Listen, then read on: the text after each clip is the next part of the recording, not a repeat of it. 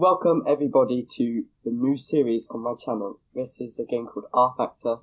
You must have seen it on my channel a few times before. It's over 10 years old now.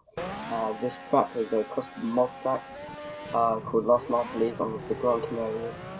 And this is my new Hillclimb series. Of course, it's going uphill, and it'll be uploaded every Friday with 3 cars. And those themes I'm sort of still figuring them out. And I'm thinking of a crazy car, which is this Ferrari T4, a Formula 1 car from 1979, I think. Probably the more sensible car, the cars you'll see on the roads and stuff. And probably like a supercar, maybe. For example, I don't know, like a muscle car or something. So as you can see, this is quite a fast track at times, and it's a slow track, but it can go very fast and very, very scary. This car was probably the hardest out of the 3 you'll see today. I won't spoil them too much, but this was by far the hardest to actually get round the track. There's a lot of twisty, turny things, and this is the big straight now. We're going over 100 miles an hour, and on this tight track it's crazy, honestly. And you would have seen this in the preview video, but I did go check that out here to give you a bit of information on what this series is going to include. What was I saying? Oh yeah, about the track. There's a lot of fast bits. This is a very fast bit here, but there's also some very tight hairpins, equal to Monaco. If you've seen Monaco, you might not have done. I've raced around Monaco numerous times on my channel, so go check those out if you don't know.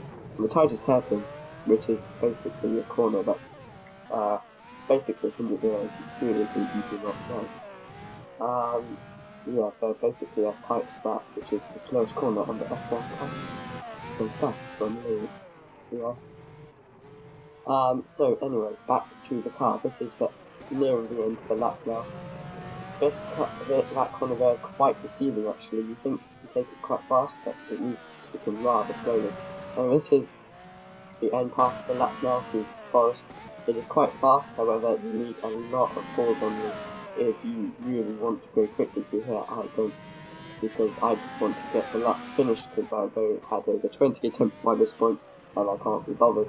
And as you can see, I spin it here and I can't be bothered to reset, so I just keep going.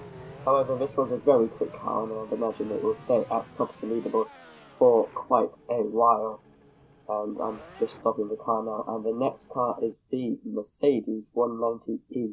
This is a fairly old car. However, it's got quite a rally racing pedigree on it, the German car, of course. And I really quite like this car. I've driven it on numerous games, like Osmo Sport, and yeah, I really quite like this car. So I really enjoyed driving this car around the track. Well, it's not really a track. Around the hill climb, up the hill, you could say. And I really quite enjoyed it. You could slide it through the corners, and it was fairly safe. You could really chuck it through any corners. As you can see now, I'm trying to slide it. I have got traction control on, because I left it on from Ferrari, because I have no confidence whatsoever. And if you don't know, because I haven't told you yet, the times I'm getting, because there'll be a time leaderboard at the end of every video, the times I'm getting, the laps you're seeing, are the first laps where I didn't crash or like spin out or whatever. So basically, like my first attempt, I spin out and go down a hill, and crash and damage my car, and yeah, I crashed and messed up. But say on my second attempt, I get to the line fairly easily. I have voice breaks if you couldn't tell. If you get to the line fairly easily, that's the first lap that will be counted. And those are the laps you're going to see, so it not only tests the cars and how fast they are around this track, but it also tests my driver skills. And I think that's what makes the series quite exciting. As you can see, I really drifted through there. That was really quite fun. And we're getting into the midpoint of the lap. It's it's not a lap. I'm so used to doing commentary on F1, it's just too much for me. And so coming into the mid part of the hill climb, there we go. Yeah, I quite like the mid part of the lap. It's a very long sweeping corner, And I love this bit too. You're breaking through both of the corners there. It's amazing. I've never driven anywhere like that. I can't think of anywhere like that. No, I can't think of anywhere like that. So yeah. And now we're getting to the end of the climb here. I got it right this time. And this part is really quite tricky. It can be really easy to go wrong. And not the wall, but the hill, you could say, is very, very close to the car. And as you can see, I actually do go off a bit here.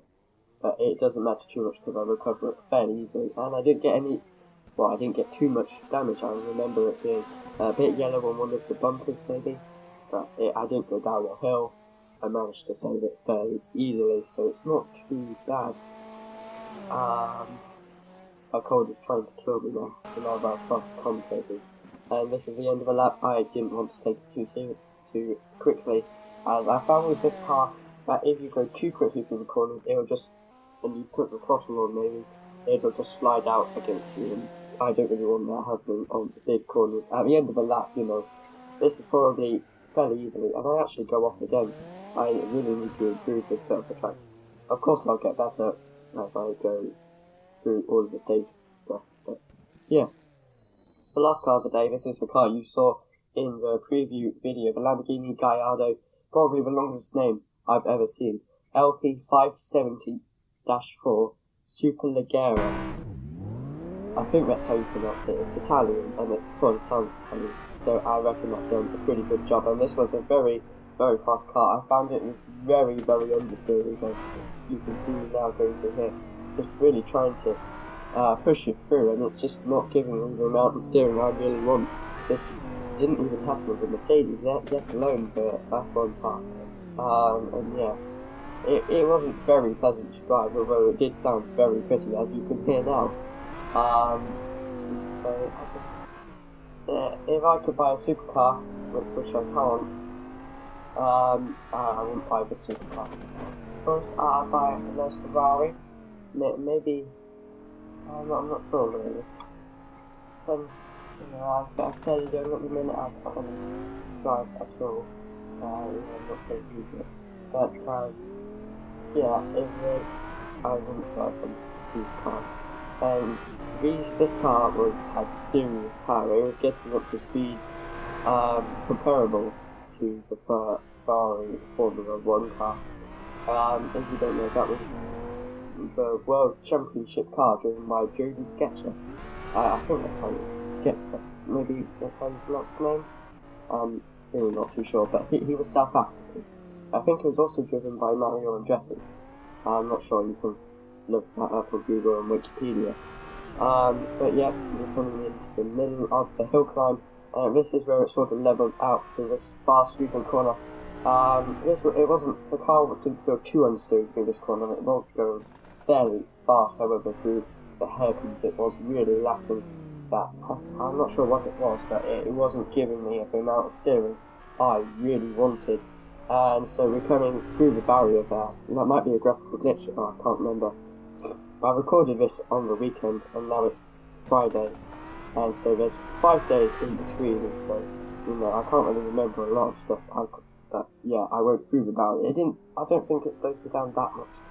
And so now, coming around the hairpin, I've noticed that some of the camera angles of the replay screens